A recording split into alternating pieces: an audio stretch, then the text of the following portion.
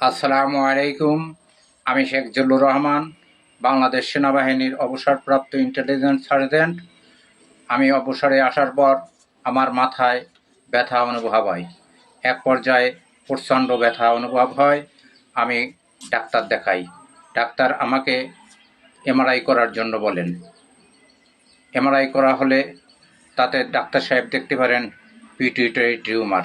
আমাকে অপারেশনের জন্য বলেন। আমি ঢাকা সিএমএইচে ভর্তি হই। আমি ওখানে 2.5 মাস ভর্তি থাকি। 2.5 মাস ভর্তি থাকার পরে এক পর্যায়ে আমার অপারেশনের ডেট ফিক্সড হয়। আমি সেই সময় জানতে পারলাম যে অপারেশন করে তার নাকি 1 থেকে 3 বার অপারেশন করা লাগে।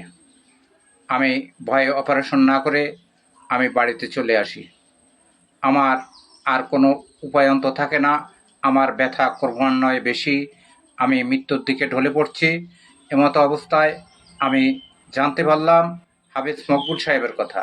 হাফেজ মকবুল সাহেব উনি আল কোরআনের মাধ্যমে রুহানি চিকিৎসা প্রদান করেন।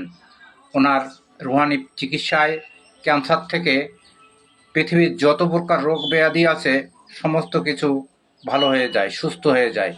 আমি শুনে ওনার কাছ থেকে আমি চিকিৎসা গ্রহণ করি। আমাকে কিছু আমল দেন এবং জয়তুনের তেল দেন, কালো জিরার তেল, কালো জিরা ফুলের মধু এবং জমজমের পানি ও আজোয়া খেজুর দেন। আমি এগুলা সেবন করি এবং আমল করি। আমলের পরে এখন আমি সম্পূর্ণরূপে সুস্থ ইনশাআল্লাহ। আমার জন্য সবাই দোয়া করবেন। আমার মোবাইল নাম্বার 0171071776। আবার বলছি 0171071776। ধন্যবাদ।